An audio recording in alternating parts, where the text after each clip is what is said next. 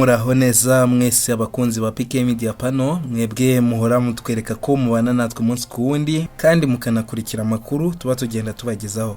Rero ndaje ngo mbabwire amakuru agezweho mujye kugizwa nanjye Samuel Baraka. Rero babwire ko PAC yananiwe kumva iby'intebe za miliyoni 11 z'amafaranga y'u Rwanda zashaje nyuma y'amezi 7.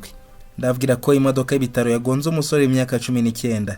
Mu mahanga ndibabwire ko idirishya ry'indege ryavuyeho iri mu kirere habura gato ngo umugenzi acemo.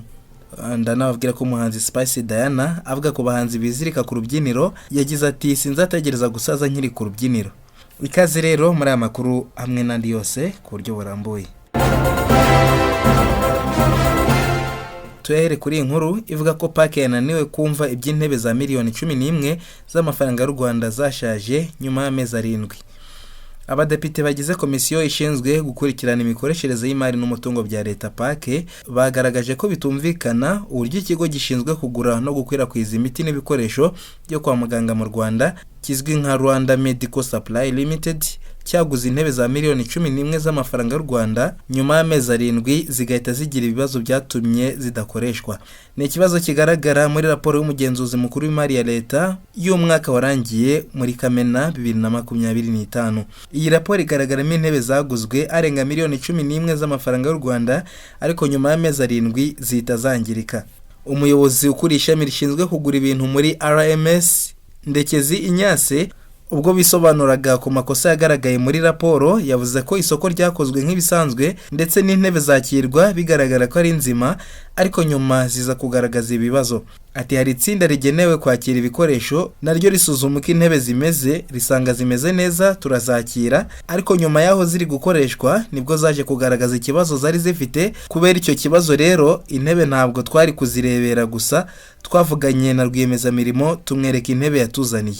Intebe rero nyuma ziza gutunganywa ubu zirakora zimeze neza ariko icyo nacyo twarakimenye ko muri ba rwiyemezamirimo bashobora kugenda baduha ibintu bitameze neza nabo hari ingamba zo kubashyira ku rutonde ariko kuva intebe yarazikoze tubona ko kuva igihe zikoreye zirakora nta kibazo. Vice Perezida wa PAC muri umuna wabo Cecile yahise abaza ati igiciro cyo kuzisana cyishyuwe nande. Ndekezi yasubije ko RMS ariyo yishyuye ikiguzi kuko byari bigeze mu gihe cyo gusana. Ati igiciro cyo kuzisana cyishyuwe na RMS yari amafaranga make ngira ngo miliyoni 1,200,000 by'amafaranga y'u Rwanda niyo yakoreshejwe kugira ngo ziriya ntebe zikosorwe zitunganywe zikore. Depite Murumuna wabo yavuze ko ari igihombo nubwo biyemeje ko bitazongera. Depite Uwumuremyi Marie Claire we yagaragaje ko atumva ukuntu abantu bagura intebe zigasaza zitamaze n'umwaka. Ati ntabwo biri kumvikana. Ubwo zari zimeze gute ku buryo zitabasha kumara umwaka noneho hakajyaho n'igiciro cyo kuzisana? Ntabwo numva uburyo wagura ibintu n'inzira zose biba byanyuzemo kugira ngo mu mezi 7 ntizibe ziri gukoreshwa ibyo zaguriwe. RMS yagaragaje ko zari zikeneye gukoreshwa nyamara rwiyemezamirimo atari gusubiza vuba ngo azikoreshe bituma banzura kuzikoreshereza. Ndekezi ati hafashwe ingamba zo kuzikora ariko hakomeza gukurikiranwa rwiyemezamirimo ngo azishyure. Umuyobozi mukuru wungirije wa RMS yavuze ko intebe zari nzima ariko ikibazo kiba ku mapine yazo. Reka tuve ku iyo nkuru dukomereze kuri ivuga ko imodoka y'ibitaro yagonze umusore imyaka 19. Mu karere ka Kamonyi imbangukira gutabara y'ibitaro bya Remera Rukoma yagonze umusore imyaka 19 y'amavuko ahita apfa.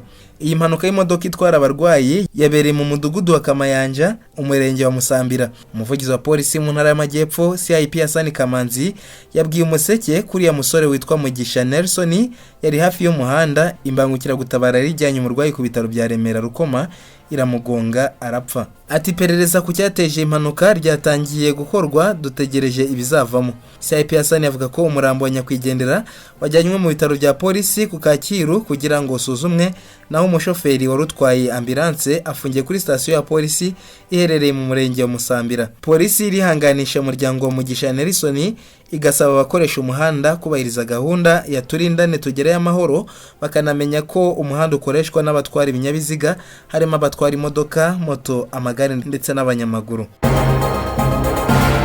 Amakuru yacu reka tuyakomereza mu mahanga mbabwire ko idirishya ry'indege ryavuyeho iri mu kirere habura gatongo umugenzi acemo. Umugenzi wari mu ndege ya societe ya Ryanair yarokotse impanuka yashoboraga kumugiraho ingaruka zikomeye nyuma y'uko idirishya ry'iyo ndege rivuyemo ubwo yari iri mu kirere ijya mu Budage. Abagenzi bari kumwe nawe bahise bamukurura kugira ngo adaca mu mwanya wavuyemo ikirahure. Iyi ndege yari ivuye mu mujyi wa Thessaloniki mu Bugiriki yerekeza i Memmingen mu Budage. Uwo mugenzi wavuzwe ko ari umunyaserbia wari watembereye yahise ajyanwa mu bitaro kubera ibikomere byoroheje, gusa ubuzima bwe bwari bumeze neza. Umwe mu bagenzi bari muri iyo ndege yabwiye itangazamakuru ko benshi bari basinziriye ubwo bumvaga urusaku rumeze nk'urw'ipine riturika. Uyu mugenzi yavuze ko ibikoresho byo kwirinda umwuka muke mu ndege bahise babihabwa ndetse ko hari impumuro idasanzwe yumvikanye. Yongeyeho ko umutwe n'ibitugu by'uwo mugenzi byari byegereye idirishya, ariko kuba yari yambaye umukandara w'umutekano byamufashije kutarushaho guhura n'akaga. Abandi bagenzi bari hafi ye bahise bamufata baramukurura kugira ngo asubire imbere mu ndege. Ibinyamakuru byo mu Bugiriki byatangaje ko iki kibazo cyabaye ubw'indege yari iri hejuru ya Macedonia y'Amajyaruguru, ndetse ko bishoboka ko iryo dirishya ryangijwe n'icyuma cyavuye kuri moteri y'indege. Sosiyete ya Ryanair yatangaje ko iyo ndege yahise isubira i Thessaloniki. Yavuze ko indege yageze ku kibuga nta kibazo gikomeye kibaye. Nyuma yaho Ryanair yatanze indi ndege kugira ngo itware abagenzi basigaye berekeza i Memmingen mu Budage. Reka mbabwire n'iyi nkuru ivuga ko muri Espagne abantu 12 bishwe n'inkongi. Abantu 12 bamaze gupfa bazize inkongi y'umuriro yibasiye amajyepfo ya Espagne, mu gihe abatabazi bakomeje imirimo yo guhangana n'iyo nkongi ikomeje gukwirakwira mu gace ka Rosagaldos muri Almeria. Aya makuru yatangajwe kuri uwa 10 Nyakanga n'abayobozi bo muri aka gace. Abayobozi bavuga ko mu bapfuye harimo abantu bakeka ko ari Abongereza 4 nubwo bitaremezwa ku mugaragaro. Birakekwa ko iyi nkongi yatangiye nyuma y'uko umugozi w'amashanyarazi uguye hasi ugatera inkongi. Abari aho umuriro wafashe bavuga ko kugeza ku gicamunsi cyo kuri wa gatanu tariki ya 10 Nyakanga inkongi yari ikomeje kuhakongora. Imirambo y'abapfuye yabonetse hafi y'umudugudu wa Pedagari uri hafi ya Los Gardos, bikavuga ko hari abandi bantu 19 nabo bashobora kuba bapfuye ariko imirambo yabo ikaba itaraboneka. BBC yanditse ko hari benshi mu batuye muri iki gice bimuwe ngo nabo badahura n'akaga. Ni mu gihe ikigo gishinzwe ubutabazi muri Andalusia cyatangaje ko abantu bagera kuri 600 batakiri mu ngo zabo kubera iyo nkongi.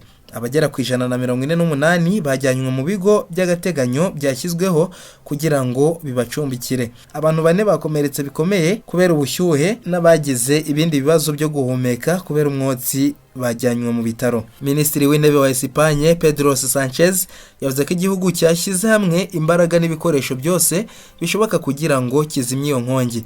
Yasabye abaturage gukurikiza amabwiriza y'abatabazi no kwitwararika cyane. Mu mpeshyi y'umwaka amajyepfo y'Uburayi yibasiwe n'ubushyuhe bukabije, aho ubushyuhe bwageze hafi kuri °C 40, ibintu byatumye inkongi z'umuriro ziyongera cyane. Mu mezi ashize ibice byinshi by'Uburayi bw'uburengerazuba byakomeje kwibasirwa n'ubushyuhe bukabije. Reka tuve ku iyi nkuru dusoreze kuri iyi nkuru ivuga ko Spice Diana avuga ko bahanzi bizirika ku rubyiniro, we yagize ati sinzategereza gusaza nkiri ku rubyiniro. Umuhanzi w'icyamamare muri Uganda Spice Diana wavuze ko adateganya gukomeza guhatanira kuguma ku isonga ry'umuziki kugeza ageze mu zabukuru, ahubwo ko yifuza kuzava ku rubyiniro igihe gikwiye no gusigira urubyiruko amahirwe yo kumurika impano zarwo. Mu kiganiro yagiranye na NRG Radio, Spice Diana yavuze ko buri muhanzi agira igihe cyo kwigaragaza no gukundwa, ariko ko nta n'umwe uguma kuri urwo rwego ubuziraherezo. Yagize ati nemera ko buri muhanzi agira igihe cyo kumurika impano ye, hanyuma hakaza n'igihe abandi nabo bagahabwa amahirwe yo kwigaragaza. Sinifuza kugera aho urubyiruko rugomba kuba ruri kumurika impano zarwo nanjye nyiri guhatanira gufata mikoro. Uyu muhanzikazi yavuze ko adashaka guhatana n'igihe, ahubwo ko ahitamo gutekereza ku murage azasigira umuziki wa Uganda no gufasha abakizamuka kubaka ejo habo. Yasobanuye ko impinduka ari kimwe mu bigize umwuga w'ubuhanzi, bityo buri muhanzi akwiye kwemera ko igihe cye cyo kuba ku isonga kigera kikarangira, hagahabwa umwanya abandi bafite impano nshya. Spice Diana yavuze ko ari nayo mpamvu yatangiye gutegura ubuzima bwe bw'igihe kizaza uretse gukomeza gukora umuziki. Yavuze ko yashyize imbaraga mu gutoza no gushyigikira impano zikizamuka kugira ngo zirusheho gutera imbere. Yagaragaje ko asangiza abo bahanzi ubumenyi n'uburambe amaze imyaka yunguka mu muziki, abafasha gusobanukirwa uko bubaka umwuga urambye kandi uhamye.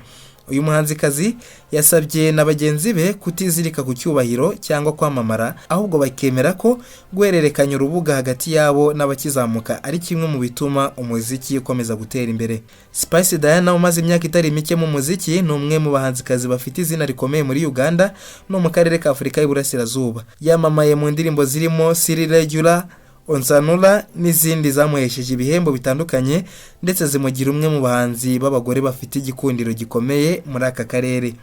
Reka mbashimire, aha niyo dusoreje amakuru yacu kuri PK Media Panel. Amakuru nakagaruka, njye nari Samuel Baraka, mukomeze kudukurikira.